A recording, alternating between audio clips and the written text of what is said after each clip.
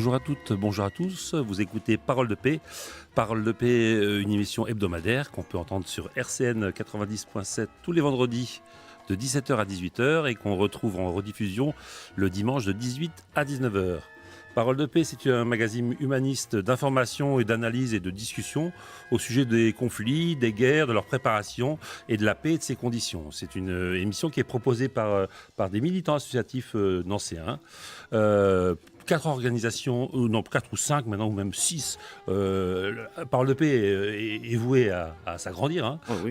On est ouvert à toutes les organisations nancéennes et au-delà qui veulent participer à cette émission. On pense à Amnesty, on pense à la Ligue des droits de l'homme, oui, à la CAT. Voilà.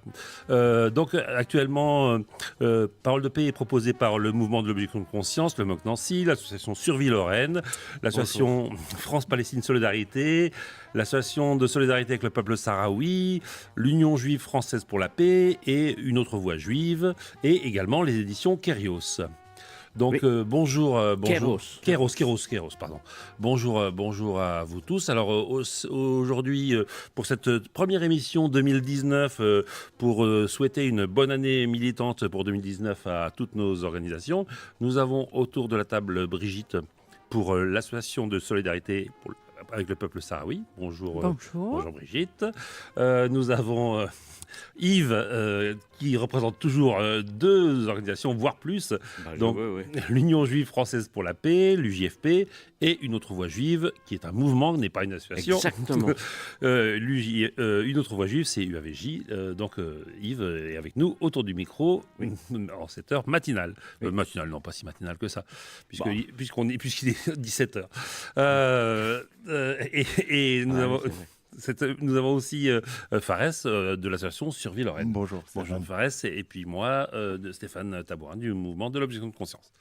Donc cette première émission 2019, on a décidé que les organisations de Parole de paix qui sont présentes présenteront leurs vœux, des campagnes, des actions, feront un peu un bilan de où en sont leurs organisations et ce qu'elles vont développer, déployer en cette année 2019. Voilà, donc bonne année à tous, et puis bonne année. On commence. Bonne année. Donc on commence par quel sujet? Bonjour Alain. Il y a Alain de l'AFPS de l'association France-Palestine Solidarité qui nous rejoint. C'est bien, hein? C'est bien, oui, c'est très bien. Le président en personne. Le président en personne. Très bien.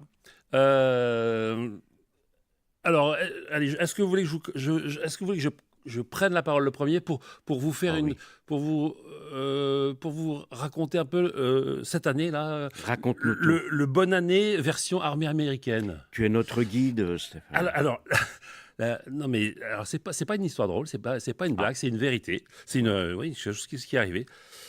Le 31 décembre 2018, quelques heures avant minuit, le compte Twitter officiel de l'US Strategic Command, le commandement, la force militaire unifiée qui contrôle le lancement des armes nucléaires, a publié ce message.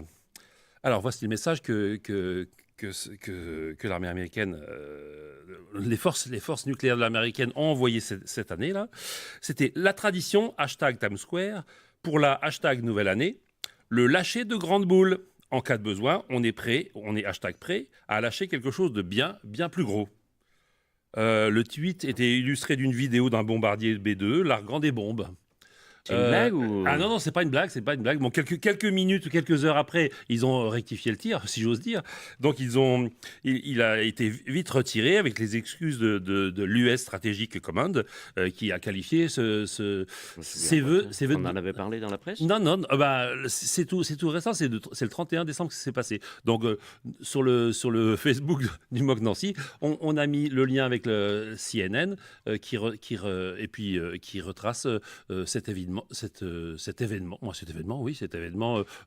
tragico-comique ou comico-tragique, ou tout simplement débile, des vœux, je sais pas, ou s'ils se lâchent parce que Trump fait des choses idiotes dans ce pays, mais c'est quand même un petit peu... Moi, ça m'a fait penser à l'émission qu'on avait fait le 17 décembre. C'est ce que j'allais dire. Oui. Tout à fait. Il faut vraiment que nos auditeurs aillent sur YouTube, regardent, écoutent cette émission là, sur l'alerte nucléaire qui avait été donnée en 83. et dont moi personnellement j'avais jamais entendu parler, bon, et qui était quand même tragique, quoi. Hein. C'est vraiment, on est passé à deux doigts d'appuyer sur le bouton, quoi. Ouais, ouais, on avait avec nous un historien de Nancy, euh, Étienne Thévenin, qui a écrit un livre. Et donc Publié par Kairos. publié par Kéros. Kéros alors. Bah, moi je dis Kairos parce qu'il y a un tréma sur le i. Mais... Ouais, et donc il nous disait que l'Europe était passée à un cheveu de la guerre nucléaire. La planète entière, parce oui, que une guerre nucléaire. Le 26 septembre 1983. Et d'ailleurs, je ne l'avais pas dit dans l'émission, mais le 26 septembre, alors c'est pas depuis 83, mais maintenant, l'ONU a décidé que le 26 septembre serait la journée la journée internationale pour l'élimination totale des armes nucléaires. Donc, à savoir, dans vos petits calepins, c'est tous les 26 septembre. En référence à cette histoire du lieutenant-colonel soviétique Stanislav Petrov qui nous a évité à tous l'apocalypse nucléaire. Donc le 26 septembre, c'est la journée internationale pour l'élimination totale des armes nucléaires. Donc voilà, c'était une petite entrée sur le tweet idiot de l'armée américaine, le message de réveillon de Nouvel An à propos de l'arcage de bombes, qu'on retrouve les sources. Les sources, tiens, je les mettrai en dessous de la vidéo YouTube pour qu'on c'est important, hein, pour qu'on puisse voilà. Donc c'était un début pour les bons voeux. Oui, ça met de l'ambiance, je trouve. Tout de suite. D'ailleurs, je fais vite un petit pont là. Ça me rappelle aussi Là, c'est une blague. Une blague, non, là aussi, une blague de Gueluc, l'auteur du Chat. Hein, Philippe Gueluc. Philippe Gueluc, qui dit que dans une de ses citations, c'est le 1er janvier 1945. À Hiroshima, les gens s'étaient souhaités aussi une bonne et heureuse année. Eh oui. Ça n'a pas marché pour tout le monde. Non. Donc voilà.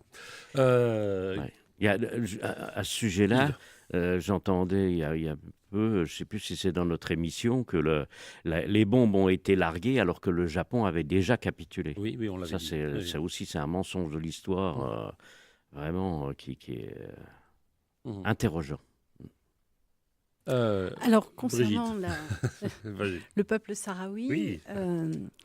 Il y a des perspectives positives, pour une fois, qui concernent le peuple sahraoui, liées à des victoires diplomatiques qui ont eu lieu en 2018, qui ont abouti à ce qu'enfin, il y ait à nouveau des négociations directes entre le Maroc et la République arabe sahraoui démocratique. Donc... et pour une fois, l'action erratique de M. Trump a eu du bon. Parce qu'il a tapé du poing sur la table en disant que c'était vraiment plus possible. Une mission de l'ONU incapable d'assurer sa mission depuis 1991. C'est un conflit qui est gelé depuis 1991. Conflit et statu quo qui arrange bien évidemment le Maroc, parce que pendant ce temps-là, le Maroc pille les ressources du Sahara occidental, et le peuple sahraoui est obligé d'attendre. Je vous rappelle qu'il y a 175 000 personnes qui attendent depuis 1975 donc dans des camps de réfugiés où nous allons régulièrement donc à côté de Tindouf et en Algérie. Et la population sahraoui est également dans les territoires occupés donc par le Maroc depuis 1975. Donc le conflit est gelé depuis 1991, c'est-à-dire qu'un cessez-le-feu est intervenu avec l'engagement du Maroc d'organiser un référendum d'autodétermination qui n'a toujours pas pu avoir lieu. Depuis 1991, la mission de la MINURSO n'a pas pu mettre en place ce référendum. Et M. Trump a décidé donc que ça coûtait trop cher, ce qui est vrai d'ailleurs. Cette mission coûte extrêmement cher. Quand on compare le montant des donations, en tout cas de l'aide aux Sahraouis, et ce que coûte la mission pour un résultat nul, on est quand même assez ébahi. Donc la mission a été reconduite d'année en année. Et depuis un an, elle est reconduite de 6 mois en 6 mois. En lui disant cette fois-ci maintenant, ça suffit, vous devez trouver une solution. Donc, Monsieur Koller, qui est l'émissaire spécial donc, de l'ONU, a réuni enfin à nouveau les parties autour de la table.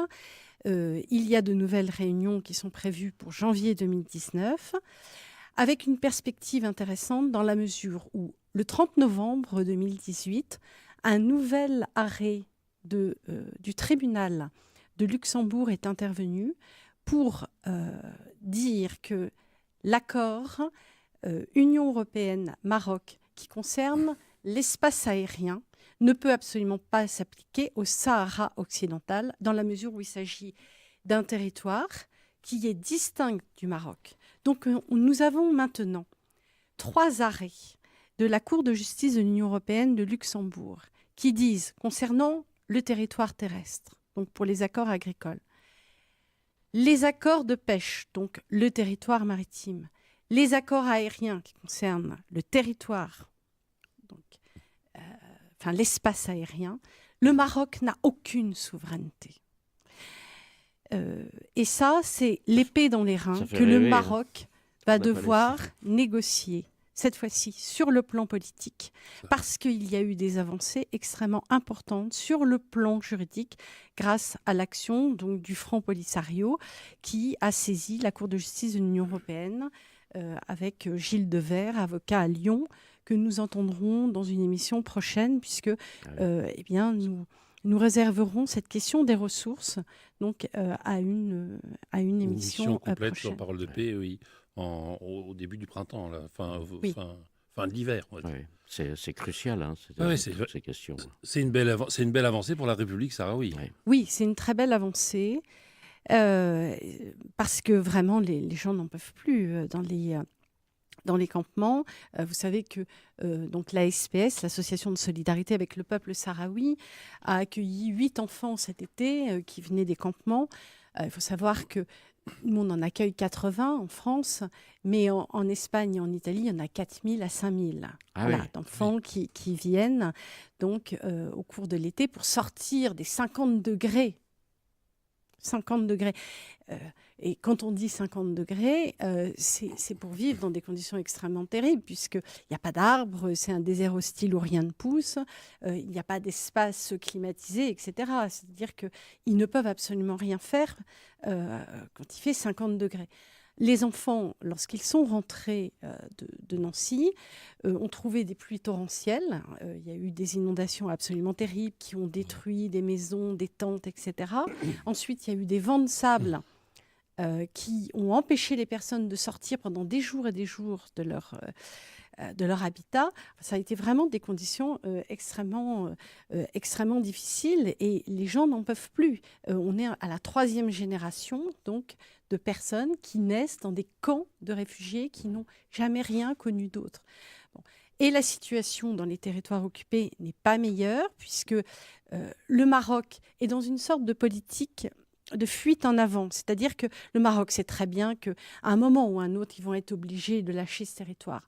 Mais pendant ce temps, ils donc, pressent le citron, font bénéficier aux entreprises marocaines, aux entreprises européennes, etc., donc le maximum d'exploitation du Sahara occidental.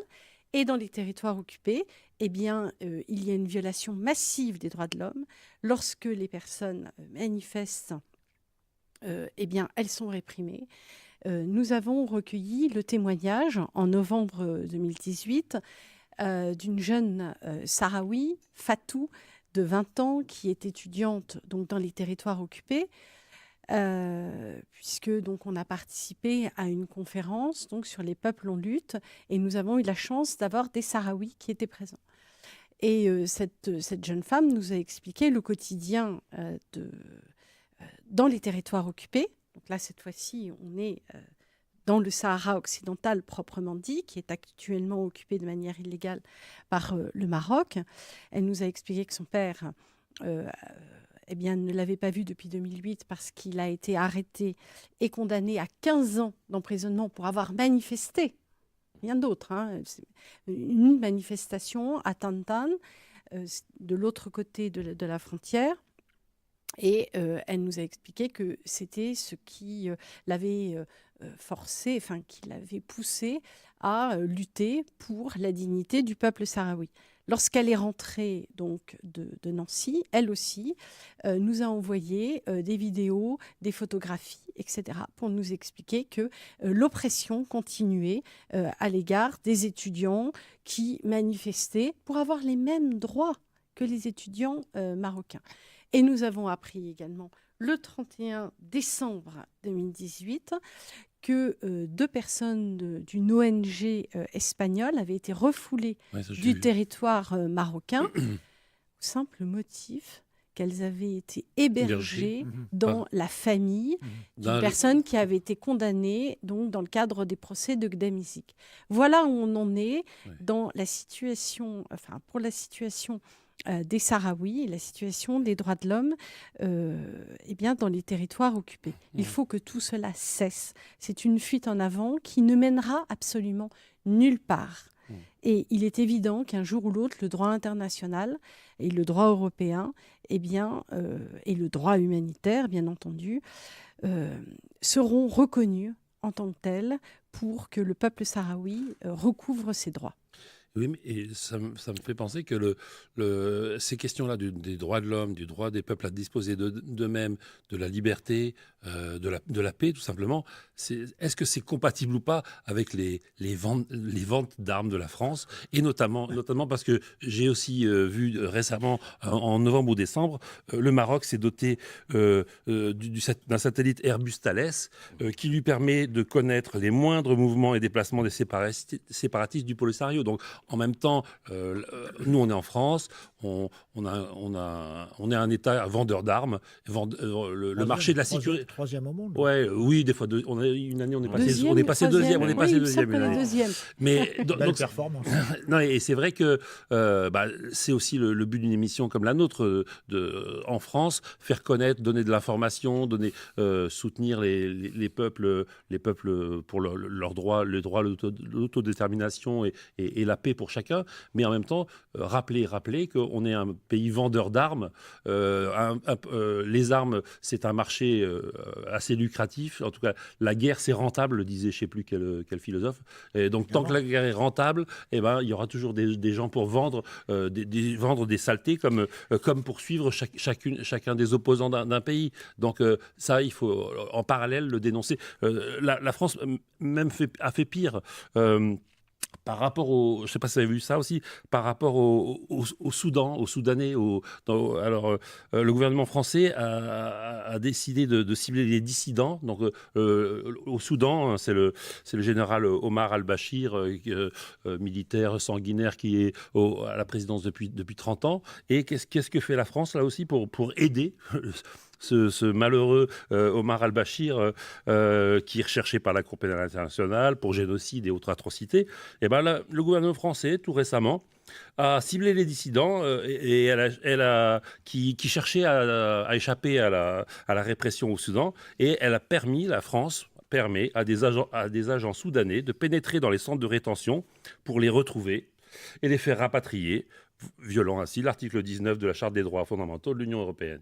Donc, ça aussi, il y a des peuples qui souffrent, il y a des peuples que nous, nos organisations, on soutient et on fait connaître. Et dans le même temps, il faut dire aussi que des fois, nos gouvernements, notre État fait des choses à l'encontre du bien et de la paix. Les ONG sont des modèles, les États pas toujours. Hein. La grosse supercherie, quand même, c'est au sujet des migrants. Qui quittent l'Afrique en particulier. Et pourquoi ils quittent l'Afrique? Pourquoi ils quittent l'Afrique du Nord? Pourquoi ils quittent l'Afrique centrale? Parce que souvent, ils prennent des bombes sur la figure, et les bombes, c'est nous qui les vendons.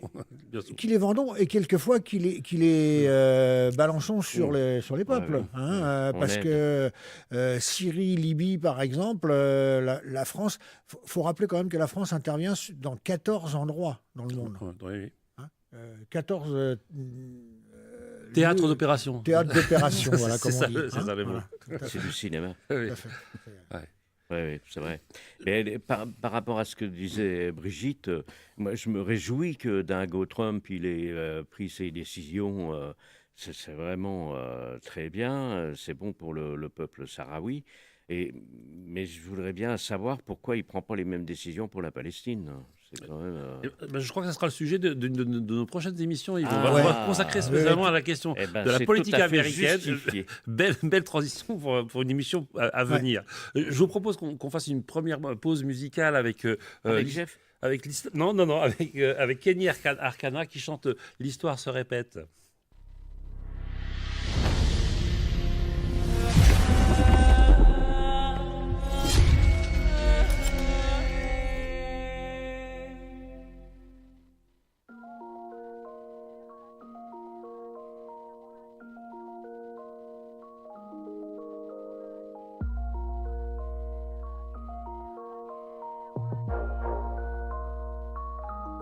On a dit non à la guerre, personne n'écoute, personne entend.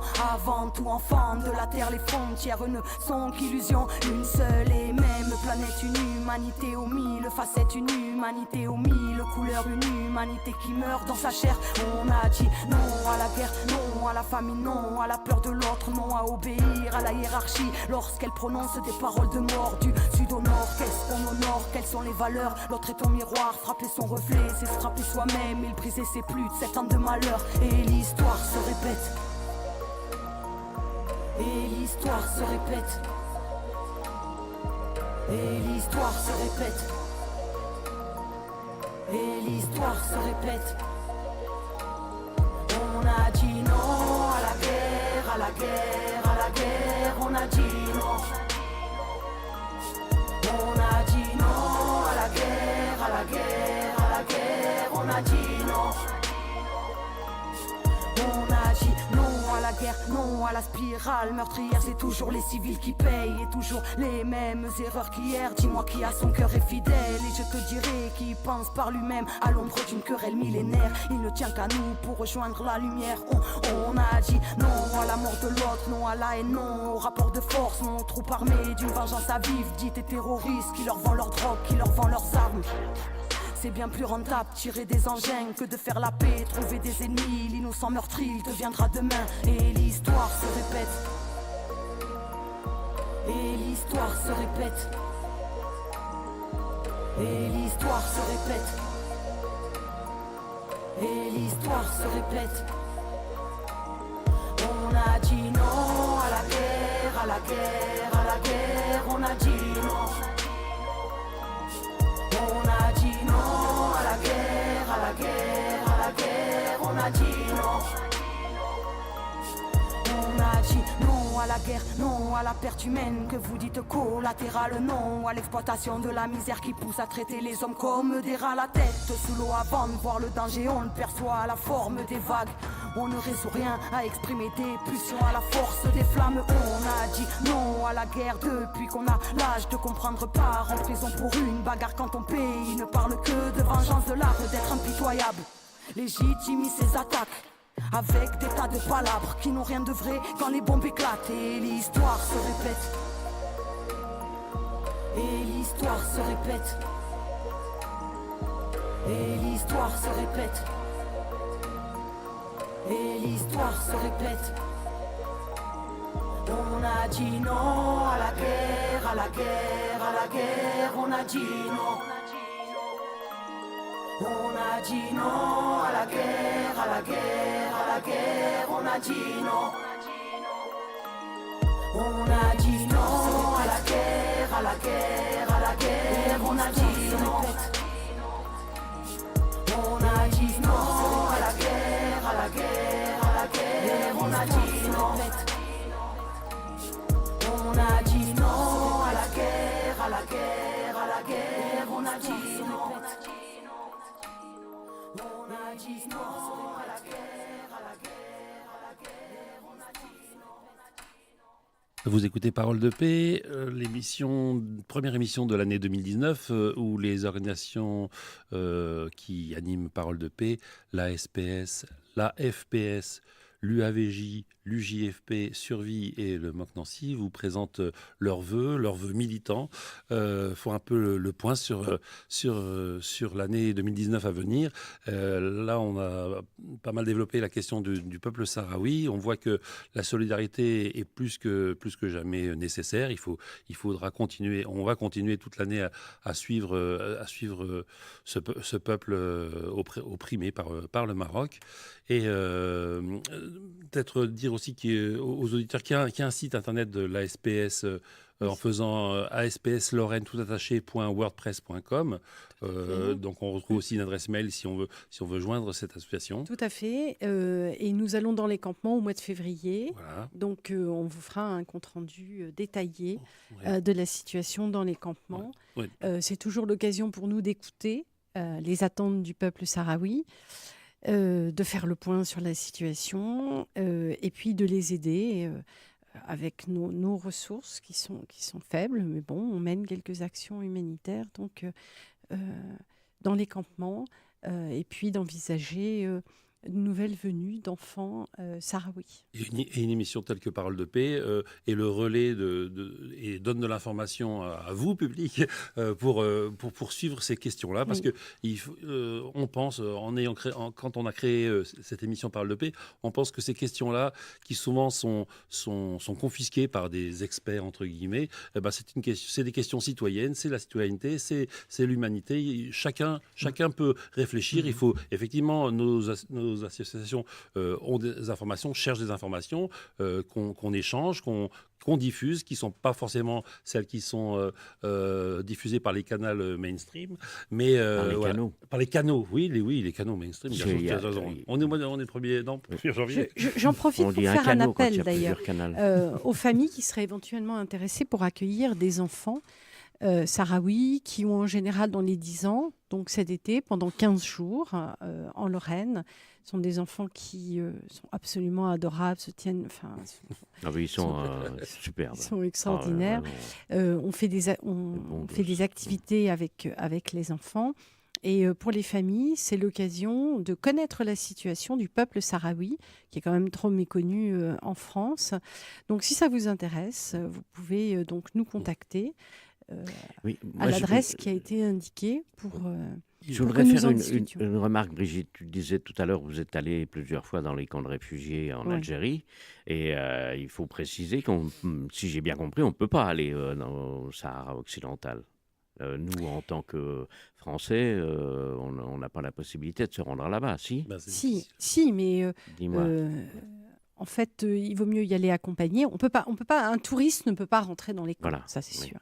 C'est-à-dire qu'il faut avoir donc non seulement un visa algérien, mais également passer bien sûr par la République arabe sahraoui, qui est un État qui n'est peut-être pas reconnu par la France, mais il est tout de même structuré comme un État. Donc c'est lui qui donne l'autorisation, puisque mais on parle dans du les Sahara. camps de réfugiés... Moi, je parle d'aller dans le Sahara occidental. Ah, dans la partie marocaine, oui, dans la partie occupée. Oui, occupée, pas marocaine. Non, là, il n'y a pas de souci. Tu peux y aller. On peut aller. Oui, là-bas. bien sûr. D'accord. Nous allons techniquement, on va sur le territoire algérien. Donc, on demande un visa algérien, mais il y a également l'accord du Front Polisario qui doit être donné pour rentrer dans les camps, parce que, de manière fictive, l'Algérie a donné donc à la République arabe sahraoui une souveraineté sur ces camps.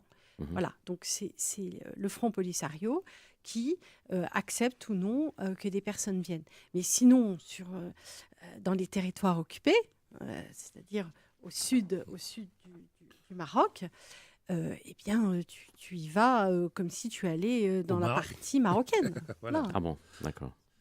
Simplement, tu risques d'être surveillé très vite, être ciblé comme quelqu'un qui s'intéresse aux opposants, avoir des services de sécurité, des policiers, etc., qui s'intéressent à toi et qui éventuellement te refoulent comme ces deux personnes le 31 décembre 2018. Mais sinon, il n'y a pas d'autorisation particulière à demander. Des informations sur le le peuple sahraoui, on en aura donc régulièrement dans Parole de paix. Et puis, il y aura des émissions spéciales qui seront consacrées spécifiquement à ça. Tu viens de parler des enfants, de l'accueil des enfants. Vers le mois de juin, il y aura sans doute une émission consacrée à l'accueil des enfants sahraouis. Il y aura aussi, on le disait tout à l'heure, on aura comme invité Maître Gilles Devers, l'avocat sur la question de la justice avec les ressources, Oui. Qui nous expliquera ses combats et Il y aura également une émission sur le compte-rendu du voyage. Ouais. Donc, ça peut être début mars. Ça sera début mars, vous Voilà. allez en février. D'accord, je propose qu'on continue le petit tour.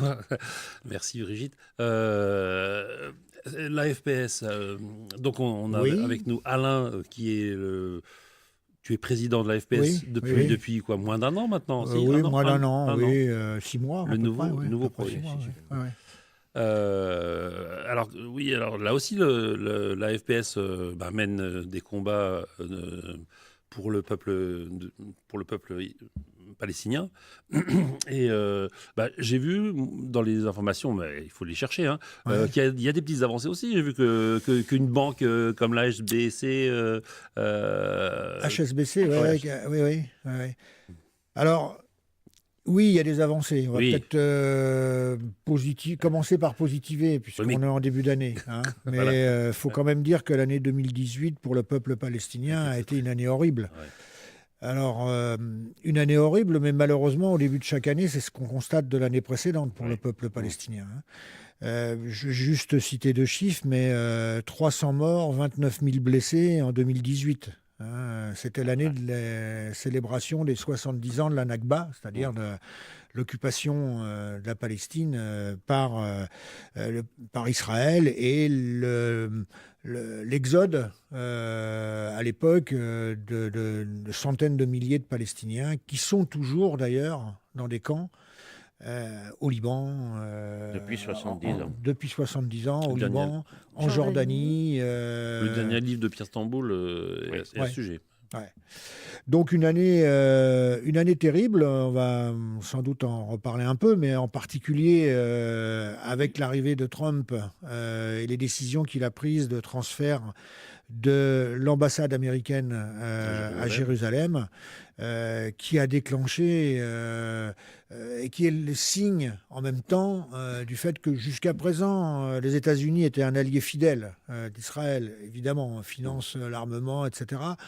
Mais il n'y avait pas trop de volonté d'aller plus loin.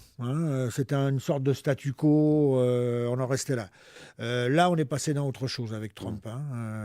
Et réellement, il prépare un plan de paix. Les échos qu'on a du plan de paix, c'est catastrophique. C'est-à-dire que, en gros, c'est la récupération par Israël de l'ensemble du territoire palestinien, la création de Bantoustan, de petits territoires, Gaza par exemple, qui resterait tel qu'il est actuellement, et puis les Palestiniens refoulés en Jordanie et dans les autres pays autour.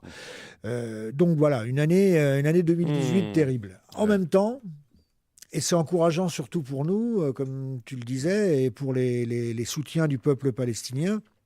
En même temps, des avancées grâce aux luttes menées, en particulier sur la campagne BDS, boycott, désinvestissement, sanctions. Cette campagne qui vise à interpeller les citoyens du monde entier, et alors leur dire intervenez, faites pression sur Israël pour qu'Israël change d'attitude et que la paix, tout du moins les accords soient respectés et que les Palestiniens puissent vivre en paix. Des avancées, oui, parce que des entreprises françaises, par exemple, se sont désinvesties.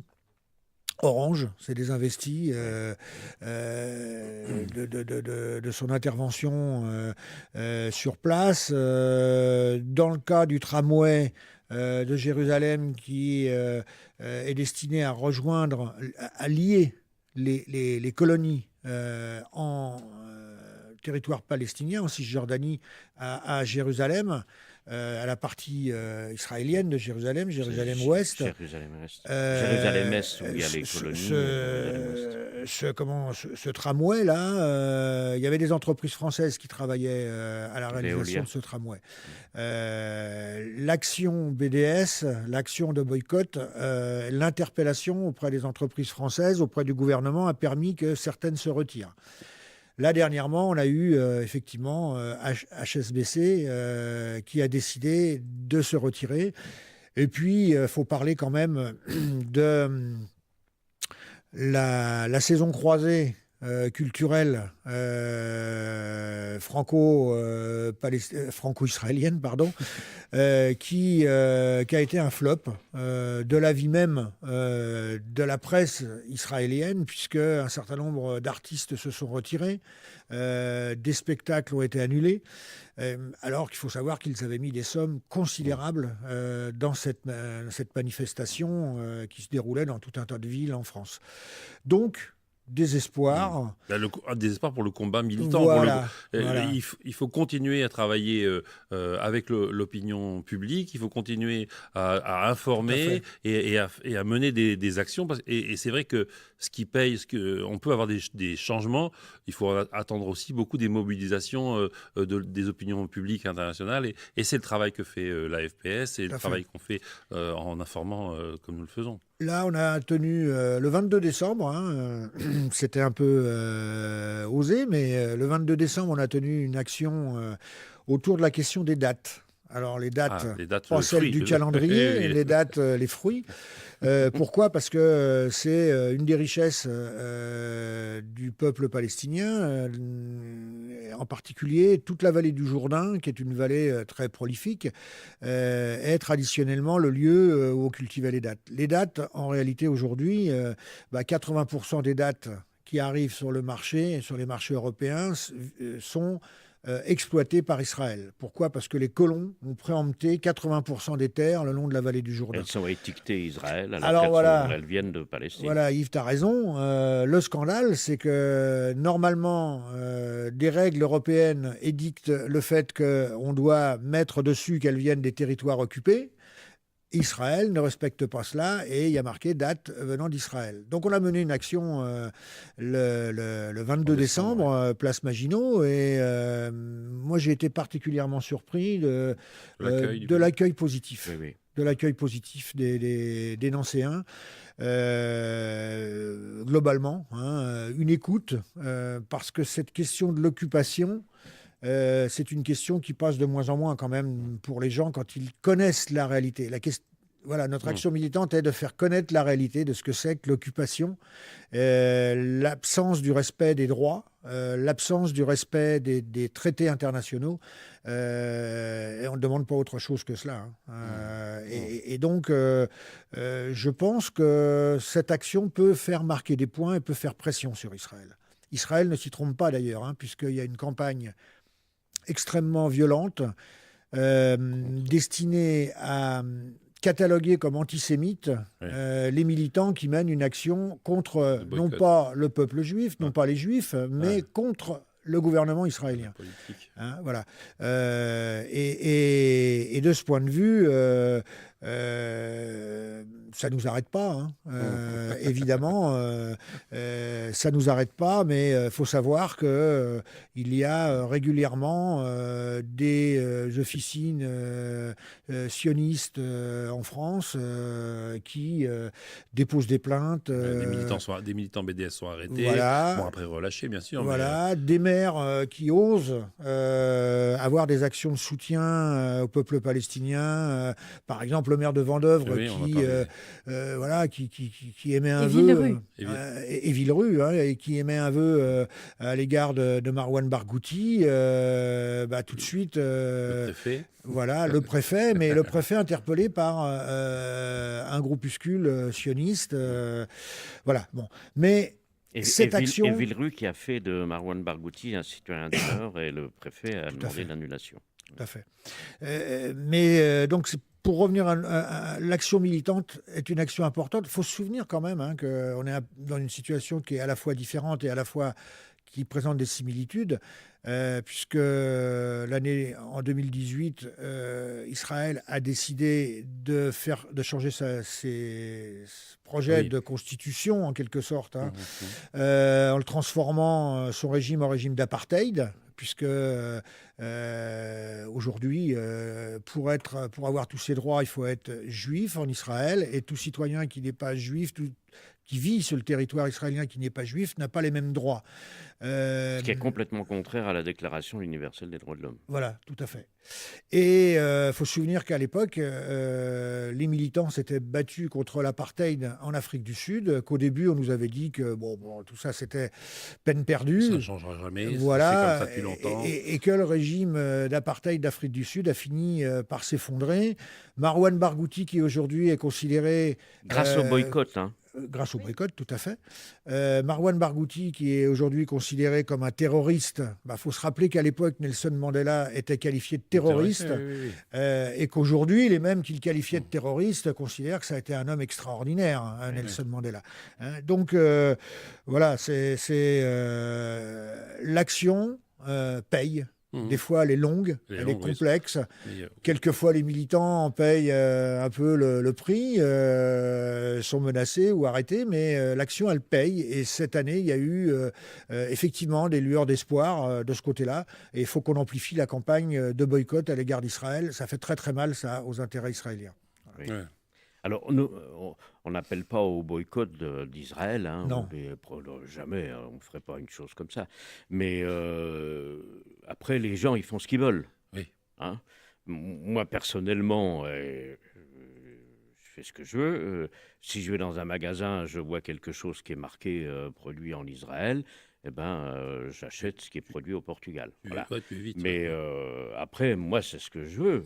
Ma femme, elle est tout à fait d'accord avec moi là-dessus. Donc, quand elle fait les courses, ça ne lui viendrait pas l'idée d'acheter un produit israélien, mais on a le droit. Voilà. Oui, moi aussi, je regarde les étiquettes. Les avocats, il y en a du Pérou qui sont très bons ou d'Amérique du Sud. Oui. C'est bien. Je regarde moi aussi la provenance des... Alors, on parlait de l'armement tout à l'heure. Il y a les tomates. Et les tomates, il y a les tomates cerises également. Les tomates cerises, oui, c'est ça aussi. Qui sont étiquetées Maroc alors qu'elles viennent du Sahara. Ouais. Ça aussi, c'est une similitude. Donc, je vous invite aussi à regarder les étiquettes. Donc, moi, je n'achète plus rien. Je regarde je crois que la marque, et je fais attention. Azurella ou un nom comme ça, la marque des tomates qui sont produites sur les territoires occupés sahraouis. Oui. Et donc, pour ce réveillon, j'ai eu beaucoup de mal à trouver des tomates qui n'étaient pas à cette marque-là. Et effectivement, j'ai trouvé des tomates françaises. Mais nous, on a acheté après c'est con d'acheter des tomates aussi. d'Israël. Oui, d'accord. Yves, tu dis... Oui, je pense que c'est important ce qu'on est en train de dire parce que... Oui, d'une façon générale, oui. Mais parce que on est en train de prendre conscience de mieux en mieux et de donner conscience de plus en plus au peuple, aux traînes savates comme nous, qu'on a quand même un pouvoir quelque part. Bien sûr. Et ça, c'est quelque chose qui est un peu nouveau. Je voudrais rappeler, parce que nous, on évolue là-dedans depuis des années et tout, et on sait facilement de quoi on parle. C'est peut-être pas forcément le cas de tous les auditeurs. BDS, donc tu l'as dit, boycott des investissements sanctions. Qu'est-ce que ça veut dire? Le boycott, donc en principe, on n'a pas le droit d'appeler au boycott un pays, ce qui reste à démontrer, mais le droit français s'est engagé déjà dans cette direction-là et je trouve que c'est pas bien. Mais nous, on appelle au boycott des produits qui sont étiquetés Israël alors qu'ils viennent des colonies. Oui. Voilà. Alors, la question, c'est comment on sait s'ils viennent des colonies ou pas. C'est l'association qui peut renseigner les gens. Voilà. Alain a dit que normalement, ils doivent étiqueter produits dans les colonies. Voilà. Mais ils ne le font pas. Il y a un site spécifique BDS, en dehors de la FPS. Oui, parce que la FPS fait partie d'un collectif. Il faut rappeler que l'action BDS est née d'ONG palestiniennes. C'est pas... ça aurait pu naître de militants extérieurs du monde entier, mais c'est relayé dans le monde entier, l'action BDS. Mais c'est né de militants et d'ONG palestiniennes. Mais en fait, normalement, l'État français devrait faire son travail, c'est-à-dire demander à ce qu'il y ait un étiquetage transparent. Le respect de la règle européenne. Or, les choses sont un peu gelées Ouais. en raison d'une question préjudicielle qui a été posée par le Conseil d'État, donc à la Cour de justice de l'Union européenne de Luxembourg. Donc l'administration, les administrations d'ailleurs que vous avez saisies disent ah ben on est obligé d'attendre l'arrêt de la Cour de justice de l'Union européenne. Alors que moi je pense que C'est faux. le Conseil d'État a complètement botté en touche, que les choses étaient extrêmement claires, les règles étaient claires, et que l'administration française avait parfaitement la possibilité et les règles Et juridiques l'obligation. et de l'obligation, respecter les règles effectivement, de faire vérifier donc l'étiquetage et de sanctionner lorsque l'étiquetage n'était pas transparent. Donc, en fait, la FPS est obligée de pallier la carence de l'administration Ouais, Il française. faut savoir que d'autres pays européens l'ont fait Excusez-moi, mais avec j'étais en force. train de causer. Si Donc- ça vous embête pas, je voudrais bien finir ce que j'ai Finis ta phrase, Yves. hein. Tu as plus beaucoup de temps. Bah oui, justement. Alors, j'aime Pour pas me finir faire ta phrase. couper, moi. Hein, Vas-y. bon, comprenez ce que je veux dire. Et donc, l'aspect boycott, c'est on appelle ouvertement au boycott des produits qui viennent des colonies et qui sont étiquetés Israël. Ça, on a le droit et il faut le faire. Et si on ne sait pas, eh ben, dans le doute, on s'abstient. Et puis voilà, on achète des produits qui viennent d'ailleurs. Mais on fait ce qu'on veut, bien sûr. Hein. On n'appelle pas au boycott d'Israël, surtout pas. Est-ce que... Le- Pardon. Tu vas pas encore me couper. Non, vas-y, Bon. termine. Et donc, des investissements, tu l'as dit, c'est effectivement les entreprises françaises qui travaillent sur Les des banques. dossiers israéliens et au préjudice des intérêts palestiniens. C'était le cas du tramway qui dessert les colonies illégales israéliennes en Palestine et qui fait une jonction entre le territoire israélien et ces colonies illégales, ce qui est là aussi une forfaiture. Et puis, sanctions, qu'est-ce que c'est ? Eh bien, c'est par rapport au traité. Et moi, ça me réconforte de voir que la situation est en train d'évoluer positivement avec le Maroc, parce Oui, qu'il c'est y a pas eu des encore- réactions. Mais il y a exactement la même situation entre Israël et Palestine, c'est-à-dire que Israël normalement est considéré comme un partenaire privilégié de l'Union européenne. Et dans ce cas de figure, les textes sont clairs en disant que les États qui sont en lien avec le juridique avec l'Union européenne doivent respecter les droits de l'homme. Or, Israël ne respecte pas les droits de l'homme depuis des décennies et tous les jours. Elle multiplie les crimes de guerre. Hein. Alain en a parlé, les 300 morts à la frontière de Gaza. C'est des gosses qui ont entre 15 et 25 ans, qui sont fait descendre par un fusil qu'on a été montré au salon de Rosatori, là, en disant, vous avez vu, il marche bien hein, pour descendre des gosses, c'est vachement efficace. Et donc, et les Israéliens tirent exprès dans les genoux, les hanches, etc., des gosses, Avec des s'ils ne les tuent pas. des munitions spéciales qui En plus invalident des balles, beaucoup c'est plus des qu'une balles balle normale. super pointues, etc. C'est une saloperie pour qu'ils soient handicapés pour le restant de leur jour, pour qu'ils les emmerdent plus, quoi. C'est vraiment, mais c'est le summum de l'horreur, quoi. Voilà. Et à cette heure-ci, eh bien, on a encore Israël comme partenaire privilégié de l'Union européenne. C'est inacceptable. Voilà. Et quand Dingo Trump vient transférer son ambassade, etc., enfin, tout ce qu'il a annoncé, c'est pas possible, quoi. Voilà. Oui, donc l'année 2019, il y a encore beaucoup de travail militant à faire. Oui. Ces questions-là. Alors, peut-être j'aurais Vas-y. signalé pour l'année 2019 Vas-y. qu'on aura au mois de mars une initiative très importante ici. Ça sera le 9e anniversaire du Printemps de la Palestine, Oui. qu'on organise chaque année. On fera une émission spéciale. Voilà, du spéciale. 6 au 30, Ouais. 6 au 30 mars, avec des parties culturelles, du cinéma, du théâtre, Des des conférences. expositions, des conférences, Ouais. De tout. Des soirées Des festives, etc. Donc on va programmer une émission spéciale pour présenter Ouais. un peu en amont pour que les auditeurs Voilà. puissent avoir les informations pour ce printemps, pour cette manifestation qui a lieu depuis, donc tu dis, pour la 9e année. Voilà. Est-ce qu'on fait un petit tour aussi du côté des activités de survie Fares ? Oui, merci Stéphane. Bon, je vais être bref, un peu à mon habitude. Je vais simplement signaler que 2019, le printemps 2019, correspond à la 25e commémoration du génocide des Tutsis au Rwanda. Et c'est un événement sur lequel nous avons beaucoup travaillé. Et malheureusement, la fin de l'année 2018 nous a apporté son lot de mauvaises nouvelles. Oui, Donc je ne vais pas m'étendre là-dessus, mais je vais les citer en bref. Il s'agit de la clôture de 2 instructions, donc de 2 dossiers judiciaires différents. Le premier, c'est la clôture du dossier de complicité de militaires français qui ne portent pas secours à des rescapés sur la colline de Bicicero.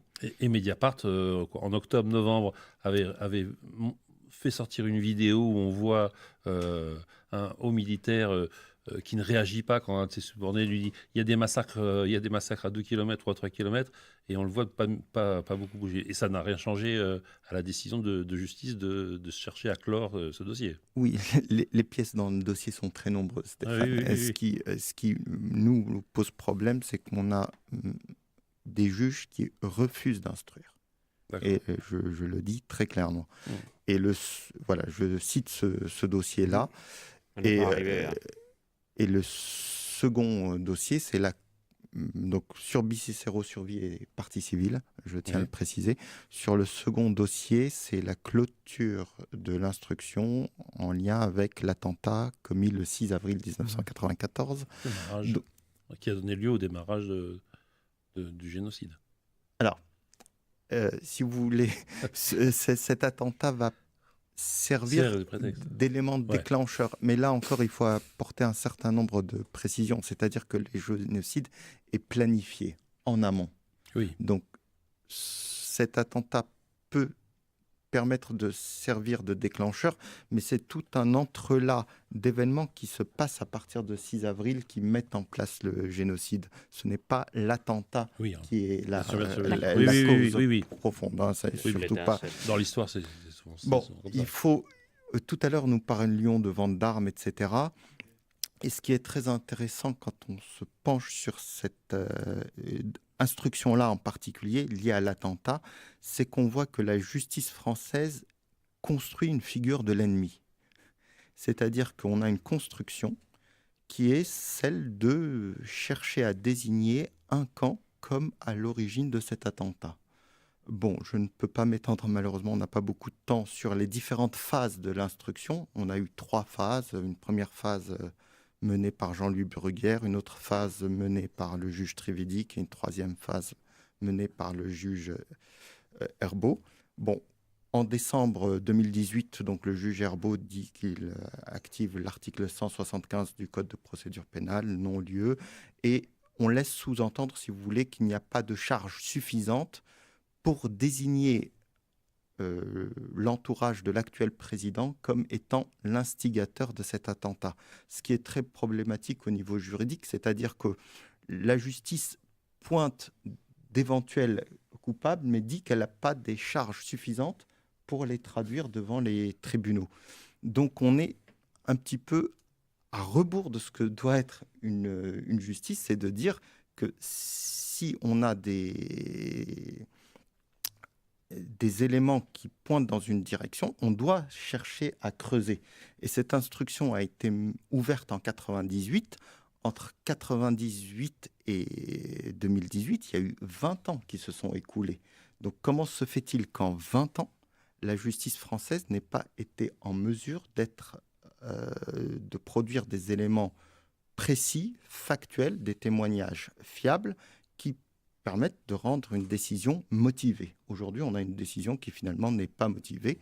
Et je clôt en disant que aujourd'hui, les relations entre Paris et Kigali sont rompues, mais en particulier parce que en 2017, je crois, la justice française a produit un témoin qui a déclaré avoir été en lien avec l'organisation de l'attentat, et il se trouve que ce témoin était un faux témoin. Ce n'est pas le seul qui est apparu dans le dossier. Il y a eu 4 faux témoins. Certains se sont rétractés et sont décédés. Et voilà où on en est. On clôt aujourd'hui, 20 ans après avoir ouvert le dossier, on clôt le dossier, mais on a mis en avant 4 au moins 4 personnes qui ont prétendu avoir participé à l'attentat et dont on a pu démontrer que c'était des faux témoins. Donc les faits sont extrêmement graves et j'espère que nous aurons l'occasion d'en reparler. Merci. Et vous allez faire appel devant la Chambre de l'instruction de la Cour d'appel de Paris ? Alors, nous avons voulu faire appel et le juge de la Cour d'appel a refusé d'organiser une audience. Donc, nous avons posé une question. Déjà ? Ah oui. Déjà Nous en sommes actuellement à poser une question de constitutionnalité en lien avec le refus de procéder à une audience contradictoire. Il y a une QPC sur ce point. Ah oui, c'est à surveiller de près. Tout est à surveiller de très près sur ce dossier-là. Voilà, merci Stéphane. Oui, et moi j'invite aussi les auditeurs et toutes les personnes intéressées sur ces questions. La question du Rwanda, bien sûr, mais survie, c'est aussi beaucoup d'autres sujets sur l'Afrique et sur la France-Afrique. Donc rendez-vous rapidement et souvent sur le site de survie.org où on a tous les dossiers de survie. Et dans Parole de paix, on a Fares de survie qui régulièrement amène des informations régulières, précises et construites et porte aussi quelques dossiers. Merci Stéphane, je te donne la parole. Il n'a pas parlé longtemps quand même. Et tu as trouvé quand même le moyen de le couper. C'était pour relever... Mais il y aurait effectivement beaucoup de choses à dire parce que je crois que le rôle de l'armée française... En Afrique, mais là, particulièrement dans le génocide, n'a jamais été... C'est pas un hasard si depuis 20 ans, l'instruction n'a pas avancé, je pense. Il y a des choses qui, visiblement, quand au lieu, on ne veut pas voir avancer. Oui. Non, mais c'est ce qu'on appelle le secret défense et tout ce qui est en Afrique, beaucoup de sujets qui concernent la France et l'Afrique sont bien opaques, ne serait-ce qu'un certain Ben Allah qui se promène en Afrique ces derniers temps. T'exagères, il fait du tourisme, il a le droit. Oui. La personnalité de M. Bruguière n'est pas étrangère non plus à l'enlisement de ces procédures. Il a torpillé le dossier jusqu'en 2007. Lorsqu'il a rendu ses ordonnances. C'est quand même grave, ce truc-là, quand même, parce que c'est complètement antidémocratique. Vous me permettez une remarque à propos d'Alexandre Benalla. Bon, je ne veux pas... sa visite au Tchad a été médiatisée et je n'ai pas de commentaires à faire à propos de cette médiatisation. Ce qui m'a beaucoup heurté, c'est que quelques jours auparavant, effectivement, Emmanuel Macron s'est rendu au Tchad, mais encore dans les mois qui ont précédé, Gérard Larcher s'est rendu au Tchad, Florence Parly s'est rendue au Tchad, Franck Paris, conseiller de la cellule africaine à l'Élysée, s'est rendu au Tchad. Et si vous voulez, on a un phénomène qui consiste à banaliser un régime qui est un régime très difficile. Et le soutien que la France apporte à l'armée tchadienne dans l'opération Barkhane n'est un mystère pour personne. C'est un soutien direct au régime tchadien. Et politique.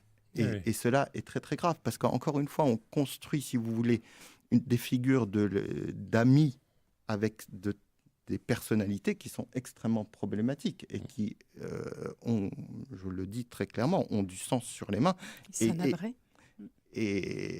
Habré, mais l'homme de main d'Hissène Habré était à l'époque déjà Idriss Déby. Et on perpétue un système tout en le banalisant de jour en jour. Et quand on a vu les quelques images du réveillon de M. Macron au Tchad, il y avait quelque chose de véritablement indécent. Obscène, oui. Et c'est vrai qu'il y a, pour le coup, l'armée française ou la diplomatie, entre guillemets, française pour l'Afrique, il y a une véritable manœuvre de propagande. On a eu le Noël de nos soldats qui a lieu régulièrement en Afrique, où des Michel Drucker font un show. Là, c'était en Côte d'Ivoire. Donc c'était au Tchad. Le Noël, mais l'émission d'accord. de Noël de nos soldats était en Côte d'Ivoire. Il faut que des émissions comme la nôtre, elles révèlent ça, elles en parlent. Très rapidement, donc le mouvement L'Objecteur de conscience, nous, on va continuer aussi à soutenir les objecteurs, objectrices et pacifistes dans le monde entier, et notamment les objecteurs israéliens. Il y a la question des armes, bien sûr, ça nous importe beaucoup, ça nous préoccupe beaucoup, et notamment l'arme nucléaire. Voilà, et on va travailler aussi en 2019 beaucoup on va faire de l'information et sur cette question du service national universel que Macron a promis dans sa campagne. Et j'avais aussi noté les vœux qu'il avait donnés l'année dernière aux armées, et notamment une petite phrase que je trouve bizarre que personne n'ait repris. L'effort inédit incomparable pour la défense, au niveau du budget de l'armement qui est énorme. Et il a rappelé que les efforts budgétaires pour la défense induisaient une réduction des ressources affectées aux autres politiques publiques. Et je suis étonné qu'en France, c'est pas relevé par les syndicats, c'est pas relevé par grand monde, de dire qu'en France, on a fait le choix de sanctuariser le budget de l'armée, le budget de l'armement, et d'augmenter d'1,8 milliard en 2018 pour atteindre les 2% du PIB en 2025. Et voilà, il y a beaucoup de choses à dire. Ça répond complètement à une demande de Trump d'augmentation des budgets militaires des pays de l'OTAN. Oui, tout à fait. Donc nous avons tous du pain sur la planche pour 2019. On a terminé, juste 10 secondes. Il faut quand même que je dise la chose la plus importante de l'émission, c'est qu'il faut que les auditeurs aillent sur le site de l'UJFP et sur le site du AVJ. Ils auront plein d'informations. Et qui seront... Et sur rcn-org, bien sûr, rcn-org. Oui, pour voir aussi sur la chaîne YouTube. Pour sur YouTube. YouTube ou... voilà. Eh ben, bonne semaine à tous. Et puis, on se retrouve bientôt pour une prochaine émission sur Trump et la politique américaine vis-à-vis de... L'année horrible 2018 avec Trump et la Palestine. Eh ben, et puis à bientôt tous. On dira un mot après entre la différence entre antisionisme et antisémitisme. Ouais, important. Bonne année. Bonne année encore. Bonne année. Bonne année à tout Bonne le année monde. militante. Bonne année, bonne santé.